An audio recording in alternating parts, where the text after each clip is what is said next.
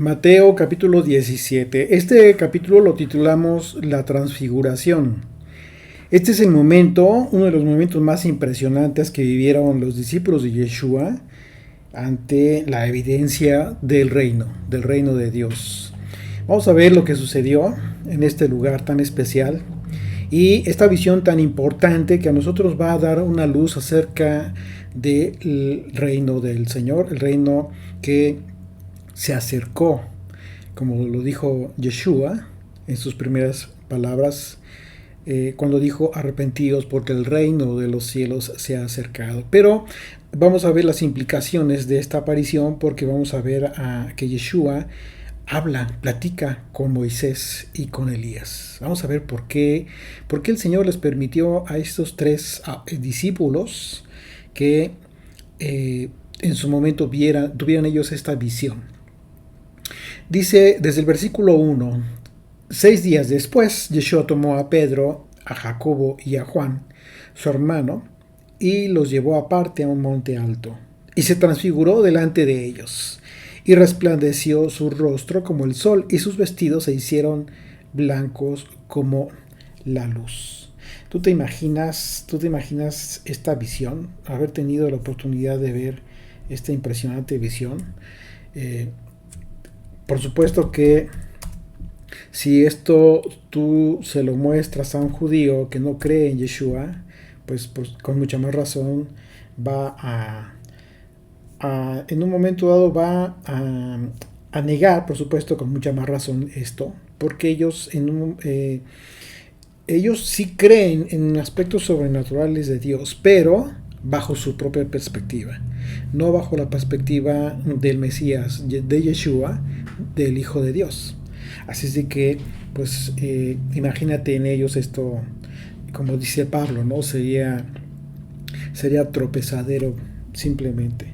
Y aquí la palabra transfiguración, esto transfiguró, tiene que ver con la palabra griega metamorfo, de donde viene metamorfosis, es decir, transformarse. Recuerden ustedes, recuerdan que el apóstol Pablo habló acerca de cuando venga el Señor, en su venida, al sonido de la trompeta, con voz de mando, el Señor mandará traer a todos los escogidos, los juntará, los reunirá. Pero también hay un momento en que dice Pablo que lo encontraremos en las nubes, en el cielo. Este es el momento de una transformación, porque dice la Escritura que el reino no puede ser heredado por carne y sangre. Claro, ¿por qué? Porque esto tiene que ver con una condición que adquirió Adán y Eva al salir del Edén. Y en un momento dado, lo que sucede aquí es que esta condición física, carnal, pues tiende a deteriorarse. Eso es lo que no puede heredar el reino de los cielos. ¿Por qué? Porque el reino de los cielos, el reino de Dios, tiene que ver con la eternidad. Y si lo que tú aspiras es a eso, tú no puedes heredar el reino de los cielos con esta carne y con esta sangre. La condición de la transformación. Así sé que ya te puedes imaginar lo que sucedió con Yeshua en esta visión, en donde a propósito se transformó delante de ellos. Y bueno, como les decía, este hecho en sí mismo de la transfiguración, pues es un destello del reino del Mesías, del reino del Señor, porque Yeshua tomó esta forma como un ser glorificado. Por otro lado, al parecer a Moisés, vamos a ver que más adelante dice la Escritura que dice el verso 2, dice, y se transfiguró delante de ellos y resplandeció su rostro como el sol. Ustedes recuerdan cómo fue que Moisés descendía de estar con el Señor allá en el Sinaí, y su rostro resplandecía como el sol. Era una luz que de repente se espantaron los israelitas y Moisés tenía que cubrir. Y bueno, vimos toda esa implicación simbólica también de lo que estaba representando en ese momento, porque Moisés estaba recibiendo la Torá, estaba recibiendo la Torá escrita por parte del Señor. Dice, y se hicieron sus vestidos blancos. Es una transformación literal, tal cual. Y vamos a ver que aquí va a aparecer Moisés y Elías a su lado, y esto representa dos cosas. Por un lado, la ley, que es precisamente lo que representa el gobierno del Mesías, su ley, su reinado. Y en el caso de Elías, que además de representar a los profetas, también representa la restauración de todas las cosas. Dice Malaquías, el profeta Malaquías, capítulo 4, verso 5, dice, he aquí, yo os envío el profeta Elías, antes que venga el día del Señor grande y terrible. El resplandor como el sol es en el rostro de Yeshua, y sus vestidos que se hicieron blancos, pues también tiene que ver con lo que en el hebreo es la palabra Shekinah. Esta referencia a esta atmósfera bajo la cual se manifestaba Dios en el Arca del Pacto. Ustedes recordarán en los estudios que hemos tenido del libro de Éxodo, y de Levítico, cómo es que el Señor se manifestaba en el día, sobre todo en el día de Yom Kippur, en donde el sumo sacerdote llevaba el incensario y se hacía ahí en ese lugar una nube con este incienso. Esto era la manifestación de la gloria de Dios, lo que se le llama la Shekinah. Y dice el verso 3, dice, y he aquí le aparecieron Moisés y Elías hablando con él. Y dice la escritura que estaban hablando con él, hablando con Yeshua, ellos dos. ¿Y de qué estaban hablando? Bueno, es muy probable, aunque no dice la escritura, si estamos entendiendo la conexión profética, es claro que lo que están hablando, e incluso Yeshua, vamos a verlo que después lo va a mencionar, están hablando del momento de la muerte de Yeshua, del Mesías. Esto significa que la cruz del Calvario sería el vínculo con el reino de los cielos, lo que estaban viendo. Esta escena representó el lugar santísimo también. Por otro lado, ya hablando de un aspecto alegórico, también podríamos ver que esto podría representar el lugar santísimo, porque recordemos que el lugar santísimo, en ese lugar se encontraban las tablas del testimonio, ¿sí?, y la ley. ¿Okay? Es lo que la visión que tuvieron Pedro, Juan y Jacob, es decir, están viendo esto representado en ese momento. Lo que vieron fue el reino de Dios en este mismo momento, y se estaba cumpliendo lo que Yeshua les profetizó y que acaban de ver en los versículos anteriores. Es decir, en el capítulo anterior, al final, Yeshua les dice a los discípulos que algunos de ellos no gustarían de la muerte antes de ver al Hijo del Hombre venir en su reino. Dice Mateo capítulo 16, ahí un poquito antes de donde estamos. En el verso 28 dice, de cierto os digo que hay algunos de los que están aquí que no gustarán la muerte hasta que hayan visto al Hijo del Hombre viniendo en su reino. Así es de que esto que estaba sucediendo con estos tres discípulos, efectivamente, era algo que se estaba cumpliendo y que Yeshua ya les había anunciado en este momento. Dice el verso 4, entonces Pedro dijo a Yeshua, Señor, bueno es para nosotros que estemos aquí. Si quieres, hagamos aquí 3 enramadas, una para ti, otra para Moisés y otra para Elías. ¿De qué estaba hablando Pedro? Pedro estaba hablando de una sucá, hacer 3 sucás, 3 tabernáculos. ¿Por qué? Bueno, Pedro entendió perfectamente las palabras de Yeshua al decirle que él junto con Jacob y Juan verían el reino de Yeshua. Y en ese sentido, al hablar de enramadas, Pedro relacionó de inmediato esta visión con la señal que representa la fiesta de los tabernáculos. Recordemos que las 7 fiestas anuales establecidas por Dios son señales. Son señales que anuncian proféticamente eventos en la historia de la humanidad, en el plan de la redención que Dios estableció para su pueblo. Y la fiesta de los tabernáculos representa precisamente el tiempo de la eternidad. Es la 7ª fiesta, es la última fiesta del año bíblico hebreo. Y entonces ya lo hemos visto y lo hemos analizado. Tenemos estudios publicados ahí en los sitios, en la página web, en SoundCloud también, en YouTube también tenemos ahí publicados. Si ustedes gustan buscar ahí las listas de reproducción, las fiestas bíblicas. Ahí ustedes van a entender un poquito más, si es que todavía no entienden mucho acerca de este tema. El tema de la fiesta de los tabernáculos les va a hacer más sentido. ¿Por qué razón Pedro quiso construir unas enramadas? ¿Y por qué? Porque el mandamiento para estas citas, para estas festividades, era precisamente.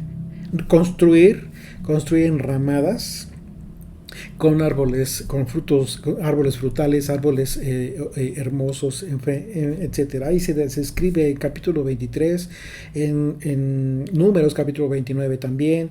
Hay otros pasajes a través de la escritura en donde efectivamente se describe esta fiesta hermosa, muy alegre, que dura 7 días, 8 días, en el 8º día de reposo, en fin. Pero bueno, no vamos a hablar de la fiesta de los tabernáculos para no desviarnos mucho del tema, pero solo como referencia, aquí es muy claro lo que está viendo Pedro. Pedro está entendiendo el tiempo de la redención, del establecimiento del reino ya del Señor. Y esa es la razón por la cual tuvo esta intención Pedro de construir enramadas. Y nada más y nada menos para Yeshua, para Moisés y para Elías. Y la visión de Elías en el momento de la transfiguración de Yeshua, pues también implicó que es a través de Yeshua que se estaría cumpliendo la profecía del espíritu de Elías acerca de la restauración de todas las cosas. Es decir, que la revelación del Mesías Yeshua hará posible, es lo que hace posible que las generaciones de la descendencia de Abraham hasta nuestros días y posteriormente se estén reconciliando con los padres, es decir, con la fe de los padres. Tu fe tiene que ser reconciliada, tiene que empatar con la fe de Abraham, Isaac y Jacob. Si tu fe es distinta a esa fe que ellos tuvieron, si tú practicas hoy en día cosas distintas que para ellos fueron ajenas totalmente, entonces no es la fe. Entonces tú no estás cumpliendo esto, que el espíritu de Elías cumple el propósito en tu vida, la restauración. Lo que te va a restaurar, lo que va a restaurar tu vida, tiene que ver con lo que tú haces, cómo vives en preparación para el reino eterno. Exactamente. Tú no puedes ir como que en contra cuando el propósito del plan de redención apunta hacia otro lado, apunta hacia la fe de los patriarcas. Dice el verso 5: mientras él aún hablaba, una nube de luz los cubrió. Y aquí una voz desde la nube. Fíjate, en ese momento la presencia divina, la presencia de Dios se hace manifiesta de forma impresionante. Dice, mientras él aún hablaba, una nube de luz los cubrió, y aquí una voz desde la nube que decía: este es mi Hijo amado, en quien tengo complacencia, a él oíd. En ese momento, el Señor, el Padre Eterno, está hablando y está dando un mandamiento. No es una opción. Las palabras del Padre son contundentes para todo aquel que dice creer en Yeshua. a comprender la potestad de las palabras del Padre. Cuando el Señor dijo, este es mi Hijo amado, en quien tengo complacencia, a Él oíd. Cuando dice en Él tengo complacencia, significa que para que tú complazcas al Padre, tienes que vivir tu fe, la fe de Jesucristo. Tienes que adquirir atributos en Él, no fuera de Él. No enseñanza, atributos, dones ajenos o adquiridos a través de otros. Justo en el momento en que al lado de Yeshua están Moisés y Elías, ¿sí? Es decir, la ley y la profecía de la restauración de todas las cosas, ese momento implica un mandamiento de parte del Señor, del Padre Eterno, para todo aquel que quiera estar en el reino de Yeshua. Ese mandamiento es oír a Yeshua en cuanto a la ley y en cuanto a la forma en que serán restauradas todas las cosas. ¿Ok? Cuando dijo el Señor, este es mi Hijo amado, en Él tengo complacencia. Pero no estaba solo Yeshua, estaba con Moisés y estaba con Elías. El propósito de este mandamiento es que tú pongas atención y entiendas que solamente tú vas a poder complacer al Padre en la medida en que tú cumplas las profecías que están representadas por Elías, pero bajo la enseñanza y revelación de Jesucristo. Solamente a través, porque Él es el filtro. Y también que cumplas la ley, vas a complacer al Padre en la medida que tú cumplas la ley, pero bajo la revelación, bajo la interpretación que vino a ser Yeshua, el Hijo de Dios. No hay otra forma de entrar al reino. Este evento profético de la transfiguración de Yeshua dejó en claro para todas las generaciones que la única manera en que podemos complacer al Padre es a través de el Señor, de Yeshua, del Mesías. Continuamos, dice el verso 6, al oír esto los discípulos se postraron sobre sus rostros y tuvieron gran temor. Es un temor reverente aquí el que los discípulos tuvieron. Verso 7, entonces Yeshua se acercó y los tocó y dijo, levantaos y no temáis. Y alzando ellos los ojos a nadie vieron sino a Yeshua solo. Cuando descendieron del monte, Yeshua les mandó diciendo, fíjate bien, lo que enseguida lo que les dice, no digáis a nadie la visión, hasta que el Hijo del Hombre resucite de los muertos. Está implicando la muerte y resurrección del Mesías. ¿Te estás dando cuenta? La conexión que está haciendo él mismo de este evento de la transfiguración y el avistamiento de Moisés y Elías, cómo conecta su muerte y resurrección. Pero mientras les dice, no le digan a nadie esto, hasta ese momento. Entonces sus discípulos le preguntaron diciendo, ¿por qué? Pues dicen los escribas que es necesario que Elías venga primero. ¿A qué se está refiriendo? ¿Qué es lo que están diciendo los discípulos? Precisamente porque Elías tenía que venir a abrir el camino y tenía que cumplir la promesa de la restauración de todas las cosas. Pero fíjate lo que dice, lo que le respondió al Señor. Por esa razón es tan importante que tú y yo entendamos esta visión que tuvieron los discípulos. ¿Por qué? Porque lo que les dijo en su momento a los discípulos aplica para ti y para mí en este momento. Dice, verso 11, respondiendo Yeshua les dijo, a la verdad, Elías viene primero y restaurará todas las cosas, dice, mas os digo que Elías ya vino. Él ya vino y no le conocieron, sino que hicieron con él todo lo que quisieron. Así también el Hijo del Hombre padecerá con ellos. Entonces los discípulos comprendieron que les había hablado de Juan el Bautista. El espíritu de Elías estuvo en Juan el Bautista, aquel que dijo, arrepentíos porque el reino de los cielos se ha acercado. ¡Wow! Impresionante la forma en cómo es que sucedieron estos acontecimientos con lo que nos está enseñando Yeshua. ¿Te estás dando cuenta cómo nos enseña la profecía y cómo nos enseña la ley? ¿Tú vas a celebrar tabernáculos? ¿Tú vas a celebrar Sukkot? ¿O ya celebraste? ¿Ya sabes cómo celebrar? ¿Ya entendiste esta visión? Bueno, es fundamental. Si ya entendiste que tabernáculos, Sukkot, representa el reino venidero, representa la restauración de todas las cosas, una fiesta de mucha alegría, precisamente por lo que implica, proféticamente hablando y simbólicamente hablando, entonces tu gozo debe tener este sustento, este fundamento, las palabras, la enseñanza de Jesucristo. Así es que voy a leer nuevamente la respuesta de Yeshua para que nos quede bien clara, y subraya tu Biblia. Mas Yeshua les dijo: a la verdad, viene Elías primero y restaurará todas las cosas. Aquí está la promesa confirmada por él. Dice: mas os digo que Elías ya vino y no le conocieron, sino que hicieron con él todo lo que quisieron. Así también el Hijo del Hombre padecerá con ellos.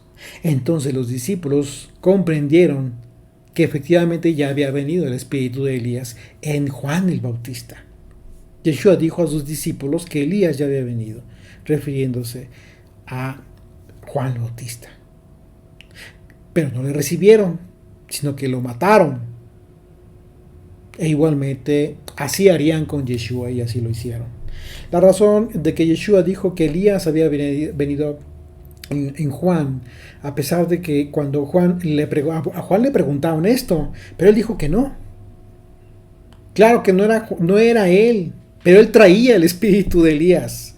No tiene que ver con el hecho de que el mensaje de Juan el Bautista pues tuvo un propósito justo de que debe traer el espíritu de Elías. Ese fue el propósito, por eso Yeshua lo dijo de esta manera.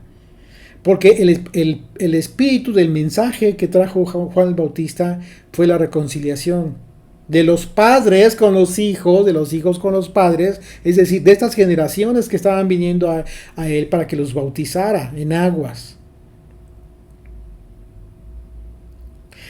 La posibilidad de hacer volver el corazón de los padres hacia los hijos. Este fue el momento, y este es tu momento a partir de que empiezas a conocer el Evangelio.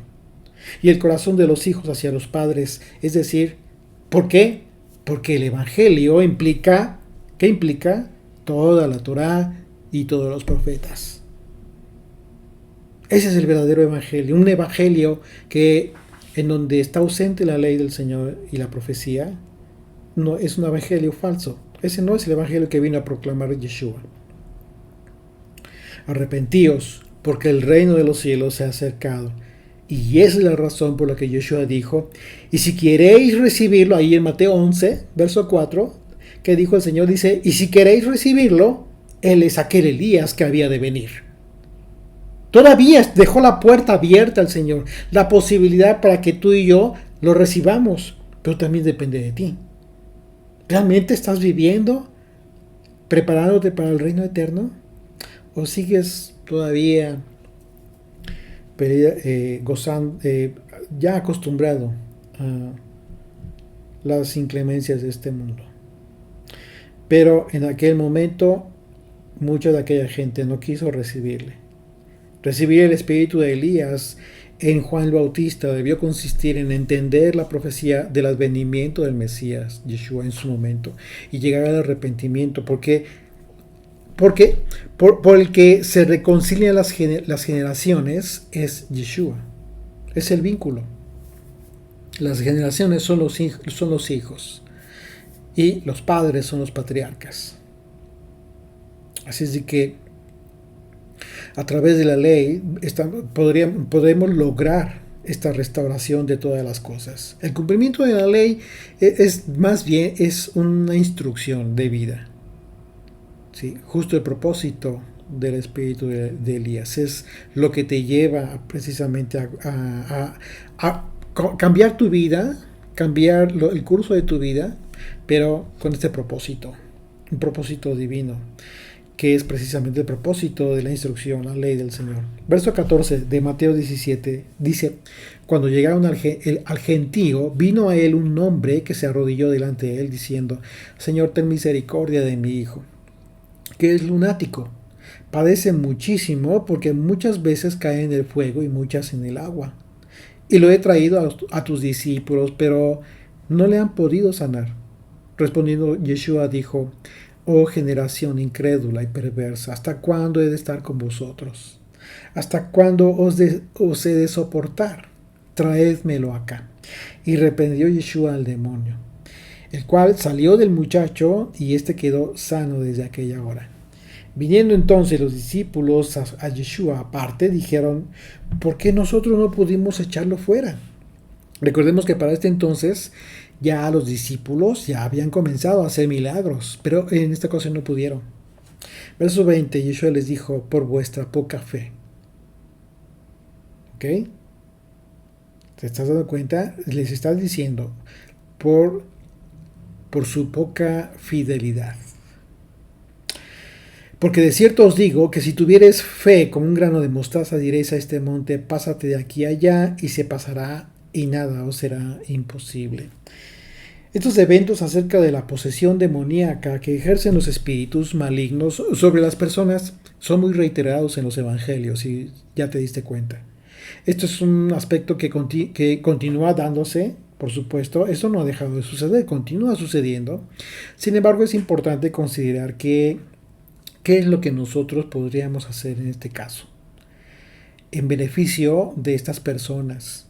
Porque no se trata de liberar momentáneamente a alguien de un demonio. O sea, ese no es el propósito final. Porque si esta persona no está dispuesta a tomar el evangelio y seguir su cruz, siguiendo los pasos de Yeshua, lo que podría suceder es que esa persona podría tener una condición postrera peor, mucho más delicada, y esa es también una enseñanza de Yeshua. La casa que es liberada debe ser llena nuevamente, pero por la palabra de Dios. Porque si tu casa, tu espíritu es lleno del espíritu de Dios, entonces no hay cabida para el maligno. De ninguna manera vamos a ponernos a pelear con los demonios. Claro que no. Eso no le enseñó Yeshua que lo hiciéramos nosotros. Recordemos una vez más. Hemos visto y ya hemos analizado que estos poderes sobrenaturales dados a los apóstoles fueron dados a ellos y Él lo prometió. Pero a ellos específicamente. ¿Para qué? Para testimonio de la restauración de todas las cosas. El testimonio del mensaje que ellos estaban dando. Nosotros lo que debemos hacer, ¿qué es? Bueno, lo que tú debes hacer es hablar la palabra de Dios. ¿En qué momento? Pues en los momentos en que la persona sea consciente, si aquella persona que al parecer tenga un problema de posesión o supuesta posesión, bueno, en aquellos momentos conscientes de la persona, tú debes hablar la palabra de Dios. Es lo que te da poder. Y por supuesto que Dios es grande en misericordia. Y entonces va a obrar en las personas que de verdad quieran ser sanas. Una persona que está en esa condición que quiere ser liberada, pero también ya entendió el poder del maligno. Y en consecuencia lo que quiere es a Dios. Busca al Señor. Y está anhelando conocer al Señor. Cuando esto sucede así, entonces tú tienes la oportunidad de liberar, pero a través de lo que expresa tu boca, a través de lo que tú hablas, porque no son solamente palabras. Lo que va a respaldar tu mensaje de sanidad va a ser el Espíritu de Dios. Y quizás esta persona, por supuesto que pueda ser libre, pero en el momento que tú hables la palabra de Dios, lo que libera es la palabra de Dios.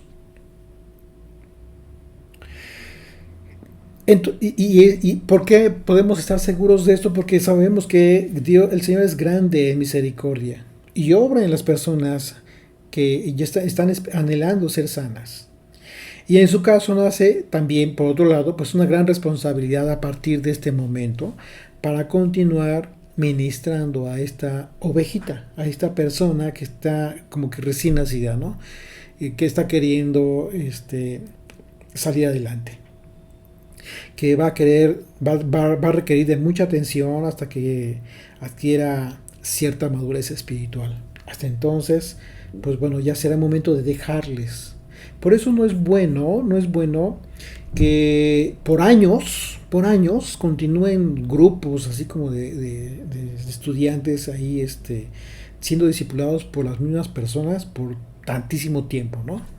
O sea, es sano que eh, en un momento dado ya las ovejas comiencen a despegar.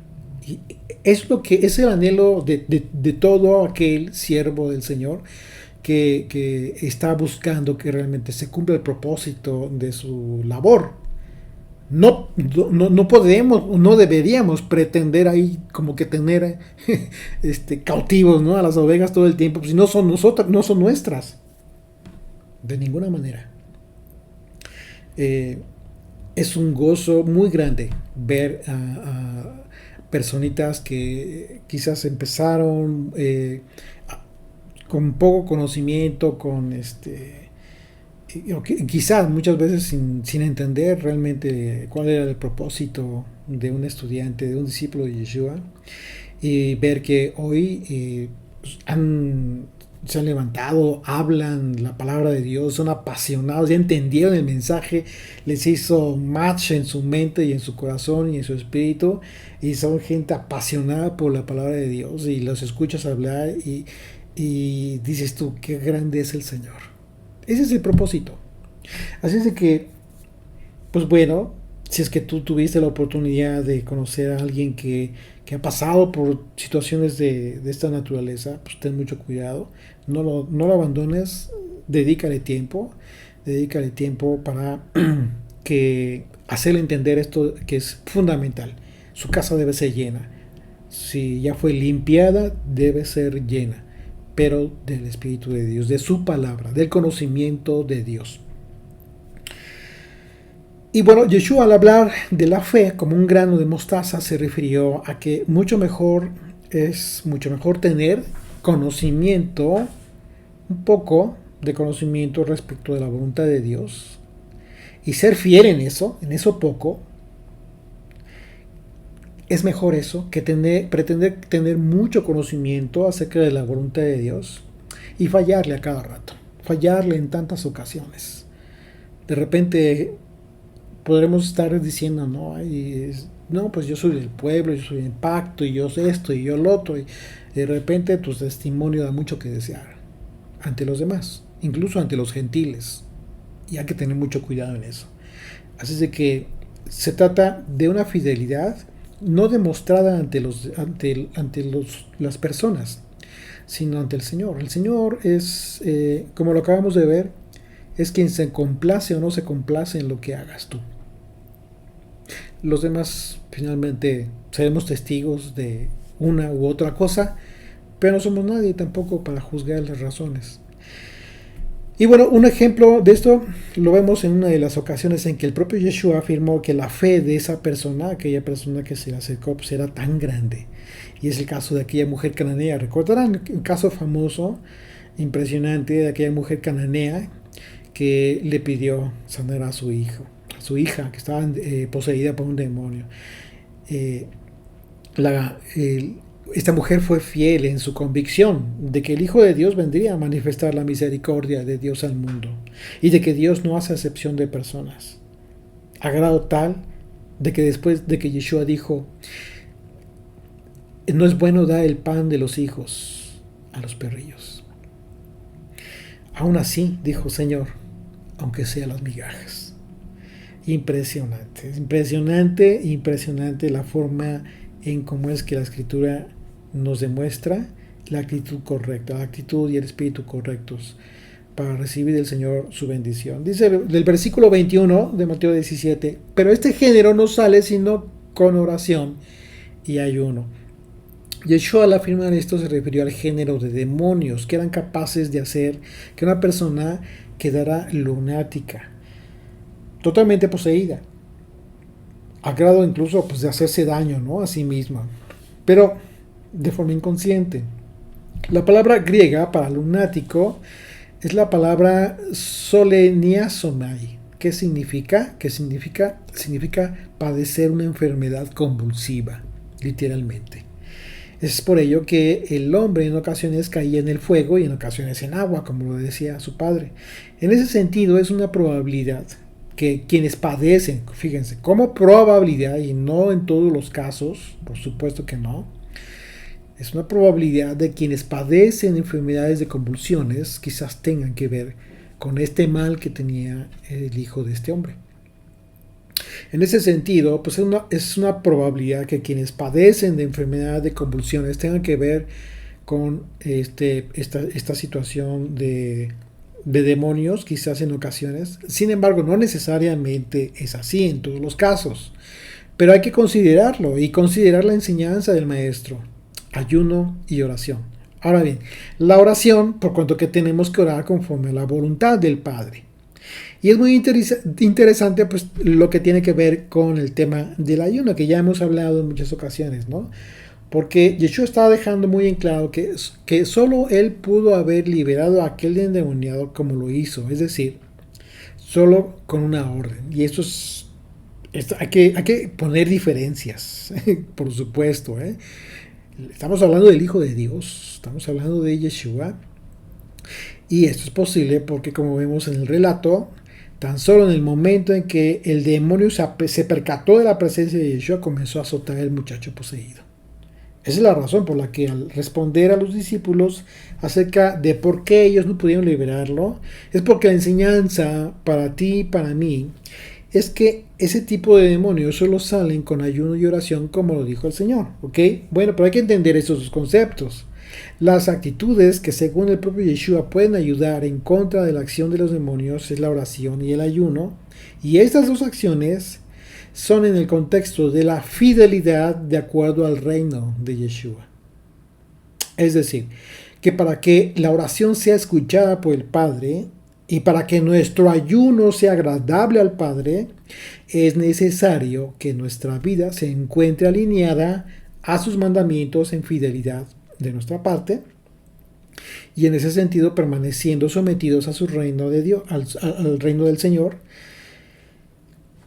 Es como el otro reino, el reino de las tinieblas, no puede hacer nada contra nosotros, porque estás teniendo esta cobertura del Señor, no una cobertura imaginaria. Tu cobertura viene a través de tu fidelidad, de tu obediencia. El ayuno del que está hablando Yeshua tiene que ver con las palabras del profeta Isaías. ¿Por qué? ¿Por qué no con un ayuno físico solamente? Porque de lo que habló Yeshua es de la vida, una vida de justicia y amor al prójimo. Lo que respalda Dios en los hijos es precisamente su fidelidad. Pero la fidelidad a su ley también va acompañada de la justicia y de su misericordia. Son dos atributos que nosotros debemos manifestar a nuestro prójimo. Isaías capítulo 58, verso 5 dice: está el ayuno que yo escogí, que de día aflija el hombre, y está preguntando, que de día aflija el hombre su alma, y eso es el ayuno físico, es lo que hace el ayuno físico, que incline su cabeza como junco y haga cama de silicio y de ceniza. Llamaréis esto ayuno ya agradable al Señor. ¿No es más bien el ayuno que yo escogí desatar las ligaduras de impiedad, soltar las cargas de opresión y dejar ir libres a los quebrantados, y que rompáis todo yugo? Verso 7. No es que partas tu pan con el hambriento y a los pobres errantes albergues en casa, que cuando veas al desnudo lo cubras y no te escondas de tu hermano. Entonces y solo entonces nacerá tu luz como el alba, y tu salvación se dejará ver pronto. E irá tu justicia delante de ti, y la gloria del Señor será tu retaguardia. Entonces invocarás, ¿y qué crees? Y te oirá el Señor.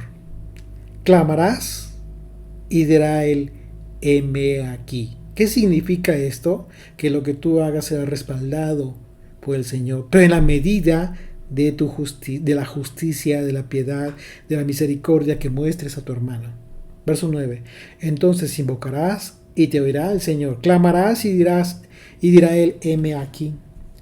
Si quitares de en medio de ti el yugo, el dedo amenazador y el hablar vanidad, y si dieres tu pan al hambriento, y saciares el alma afligida en las tinieblas, todo lo que tiene que, y ya estamos hablando aquí de todo lo que involucra las tinieblas, ahí nacerá tu luz, y tu oscuridad será como el mediodía.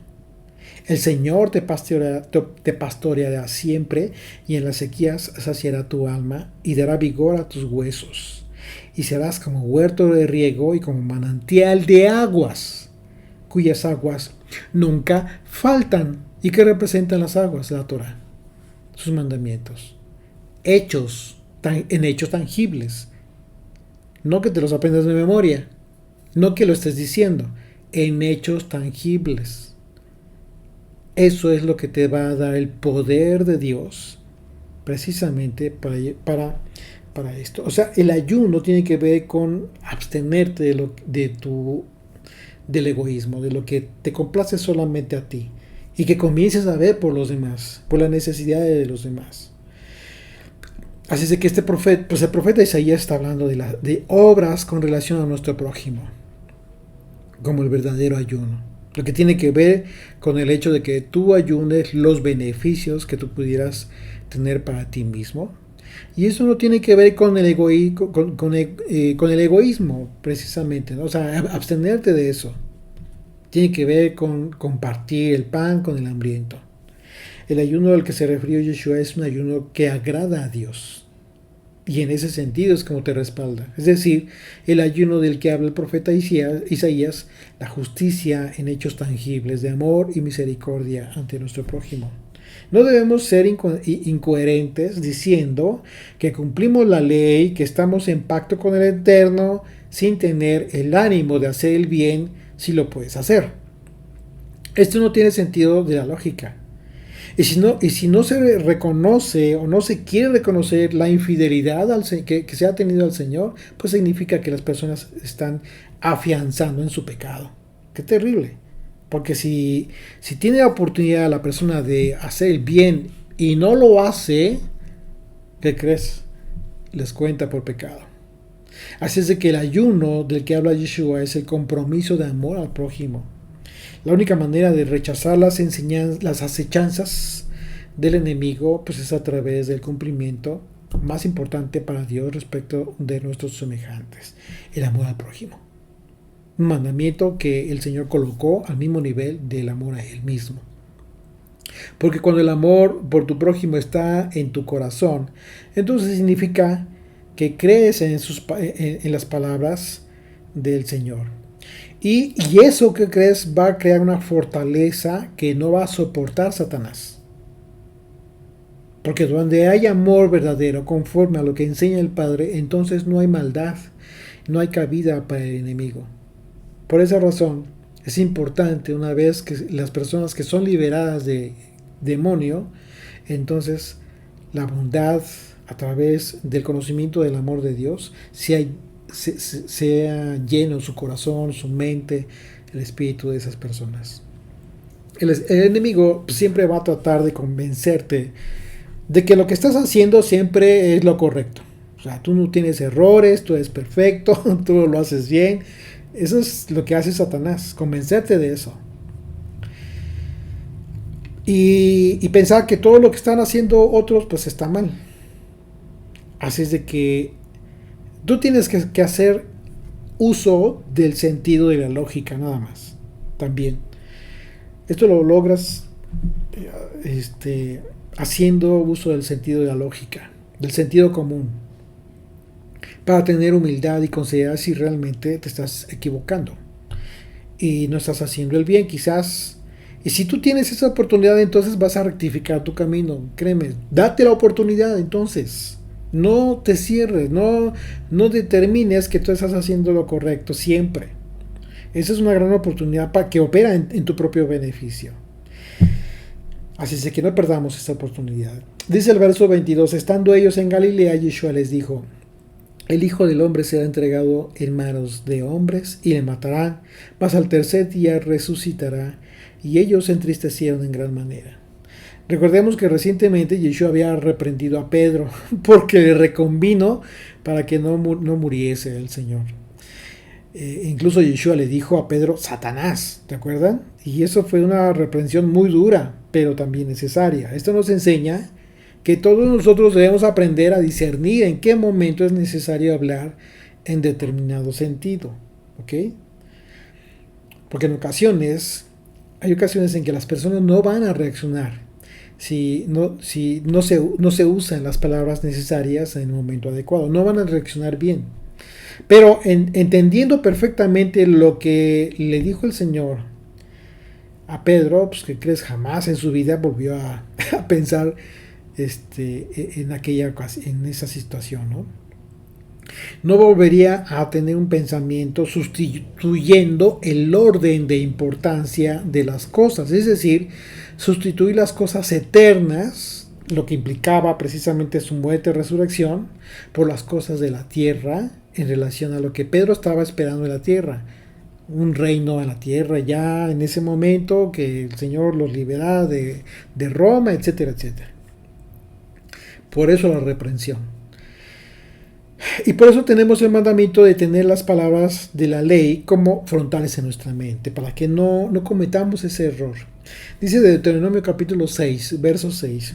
Y estas palabras que yo te mando hoy estarán sobre tu corazón, y las repetirás a tus hijos, y hablarás de ellas estando en tu casa, y estando por el camino, y al acostarte, y cuando te levantes. Y las atarás como una señal en tu mano, y estarán como frontales entre tus ojos. ¿Qué significa esto? No te confundas, no tiene que ver con las filacterias, esa cajita que se ponen los judíos, no tiene nada que ver con eso. Eso es un error. Jamás Yeshua enseñó una cosa de esas. Al contrario, juzgó muy duramente las filacterias que usaban los líderes religiosos para hacerse notar entre la gente. ¿Qué significa este mandamiento? Significa que no te puedes distraer. Y muchas veces hace falta que alguien te zarandee, así como lo hizo Yeshua con Pedro. A veces es necesario que nos zarandee a alguien y que diga, a ver, reacciona. Solamente de esa manera le pudo haber quedado claro a Pedro que no podía estar pensando en contra de los propósitos del reino que Yeshua había venido a establecer. Esto era algo muy serio. Por eso lo reprendió de esa manera el Señor. Pedro ya tenía que estar enfilado precisamente hacia este propósito divino del reino del Mesías. Él iba a ser parte de este proceso, ¿no? de llevar el Evangelio. Verso 24 dice: cuando llegaron a Capernaum, vinieron a Pedro los que cobraban los 2 dracmas. Y le dijeron: ¿vuestro maestro no paga los 2 dracmas? Él dijo: sí. Y al entrar él en casa, Yeshua le habló primero diciendo: ¿qué te parece, Simón? A ver, le va a hacer una pregunta importante. Los reyes de la tierra, cuando dice los reyes de la tierra, va a ser una comparación de lo que no es de la tierra. Aquí ya en estas palabras te estás dando cuenta que va a ser una comparativa sobrenatural. Dice los reyes de la tierra, ¿de quiénes cobran los tributos o los impuestos? ¿De sus hijos o de los extraños? Pedro le respondió: de los extraños. Respondió Yeshua, le dijo: luego los hijos están exentos. O sea, completó la pregunta, la respuesta de Pedro. Los hijos están exentos del pago de tributos. Dice verso 27: sin embargo, para no ofenderles, ve al mar y echa el anzuelo, y el primer pez que saques, tómalo, y al abrirle la boca hallarás un estatero. Tómalo. El estatero es un tipo de moneda de aquel entonces. Tómalo y dáselo por mí y por ti. En el evento del cobro de estos 2 dracmas, las monedas del impuesto, pues Yeshua dejó muy claro que los hijos del reino no tienen nada que ver con el reino de los hombres. Por esa razón, cuando a Yeshua lo llevaron con Poncio Pilato, él le preguntó si era rey. el Señor se concretó a decirle, mi reino no es de este mundo. Si fuera de este mundo, los que me siguen ya habrían armado una revolución aquí. Así es de que lo que está diciendo Yeshua, está dejando muy en claro, es que los hijos del reino, es decir, tú que te consideras hijo del reino, no tienes nada que ver con el reino de los hombres. En relación a riquezas que verdaderamente valen, los van a preservar, van a ser preservadas. Porque al hablar de extraños y de hijos, de forma así antagónica, una vez más Yeshua confirmó que él, es decir, su reino y los hijos de su reino, no pertenecen a este mundo, y sin embargo la enseñanza para los hijos, ¿cuál es? Fíjate qué importante. Su enseñanza de Yeshua aquí en este pasaje es que nosotros como hijos del reino debemos cumplir, pagar los tributos de los gobiernos del hombre a fin de no faltar a la autoridad que está puesta por voluntad de Dios. Que el Señor tenga misericordia de su pueblo y que continúe dándonos de estas aguas de vida. Amén.